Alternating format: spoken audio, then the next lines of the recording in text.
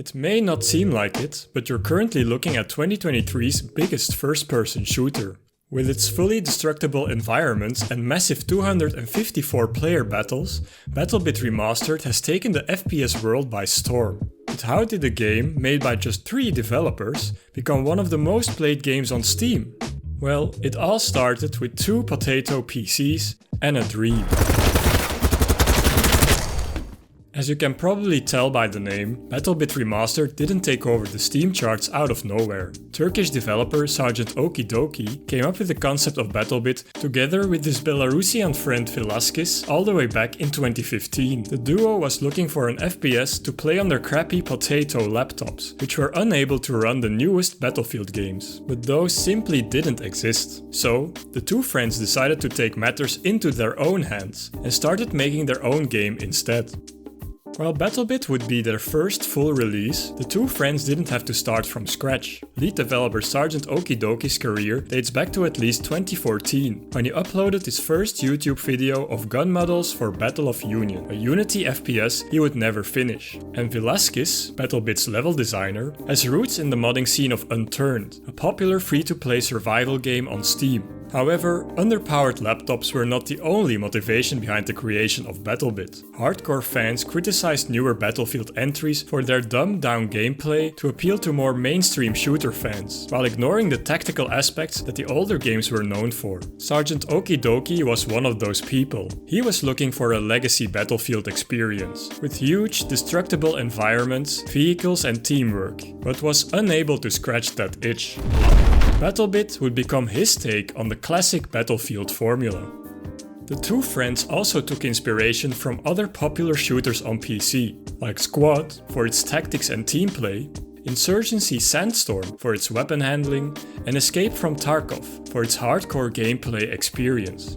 As Battlebit was the duo's first full game, Oki Games decided to go with Unity, an engine that was known for its accessibility for beginning developers. Battlebit entered official development in June 2016. The concept of a low-poly battlefield proved to be a popular one. Battlebit was submitted to Steam Greenlight, Valve's now defunct platform where users were able to vote on games they wanted to see on Steam, in April 2017. It was accepted just 9 days later. The duo was eventually joined by Larry, who became the 3rd main member of Oki Games as 3D artist and head moderator. The 3 developers, helped by a dedicated support team, set out to get Battlebit ready for its first playtests. The team learned a lot through small-scale, closed tests with just a few dozens of players. For example, on the largest maps, sniper rifles and vehicles tended to be overpowered, so they decided that Battlebit's maps should be big, but not too big, to restore the balance with other weapon types. And due to technical and networking limitations, the 254 player limit would become a hard cap. Oki Games kept working, publishing dozens of updates in quick succession. But while the community was satisfied with Battlebit's progress, the team wasn't. They had bigger plans. In May 2017, Sergeant Okidoki announced that Battlebit would be rebuilt from the ground up, significantly delaying its release. From then on, the game would be known as Battlebit Remastered, a reflection of the progress of the project and its growth in size and scope. And grow it did. In June 2021, Sergeant Okidoki posted a message on the Battlebit Discord, celebrating the milestone of 200 concurrent players. Just 8 months later, that number would have grown by a multiple of 85. But how did the player base grow so quickly?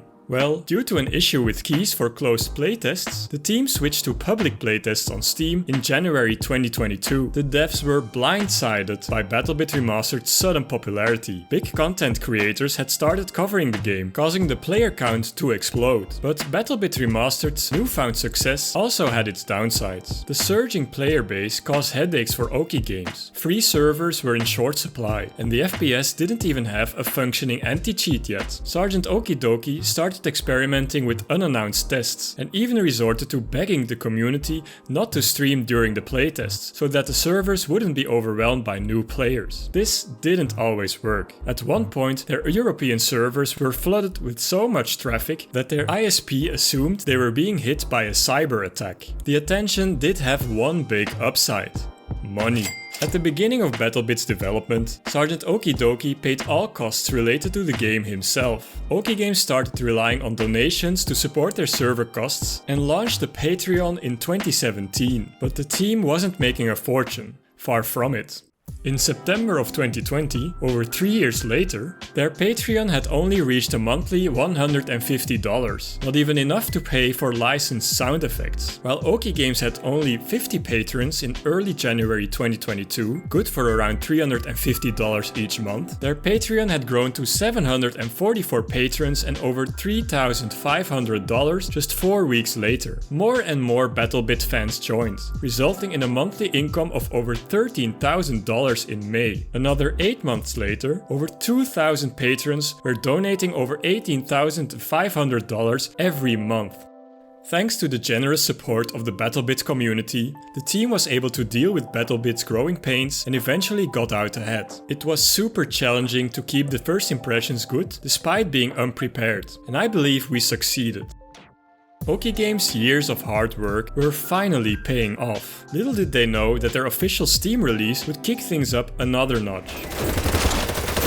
On June 15th, 2023, Battlebit Remastered launched as an early access title. The popularity of the game skyrocketed, shattering Okigames' wildest expectations. Battlebit Remastered hit over 31,000 concurrent players on launch day. Just 1 week later, that number had doubled to over 64,000 players. Another 3 days later, the FPS reached an all-time high of over 86,000 players, becoming the 4th most played game on Steam and beating heavyweights like GTA 5, Modern Warfare 2 and PUBG Battlegrounds. So, Battlebit Remastered is the biggest FPS of 2023, at least at the time of making this video. But it is also one of the most popular indie games in the history of Steam, beating the peak concurrent player count of indie heavyweights such as Vampire Survivors, The Forest and The Binding of Isaac. That brings us to another question. What is Battlebit Remastered's recipe for success? How did it succeed where so many other indies failed? Well, these 4 key reasons propelled the FPS to the top of Steam's bestseller list.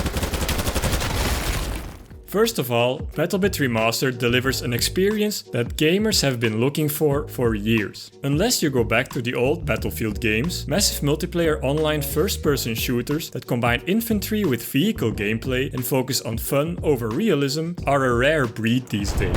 And the games that do come out are expensive and filled with microtransactions. Battlebit Remastered does not only fill a void in the PC gaming catalog, it does so at a very affordable price of $15. While it is still in early access, the content you get for this price tag is astounding. 17 destructible maps on 254 player servers, 39 guns with 78 attachments, 13 vehicles, 6 classes and 8 game modes. And that's what's playable right now. The devs have promised new maps, vehicles, game modes, weapons and community servers in future updates. That's a lot of value in a world of buggy, full-price AAA games that either require you to grind for dozens of hours or buy expensive season passes to unlock all of their content. Okigames have stated that they do not have plans to implement microtransactions in Battlebit Remastered, at least for the time being. The only DLC you're currently able to buy are the so-called supporter packs, optional weapon skins that are there if you want to support the devs with some more of your hard-earned money. Plenty of gamers happy with the product have purchased these packs to support the efforts of the people that have dedicated years of their lives to this game. And that's the third strength of Battlebit Remastered, the fact that it's an indie passion project. This makes it way easier for the players to forgive its weak points, compared to AAA projects backed by publishers worth billions of dollars.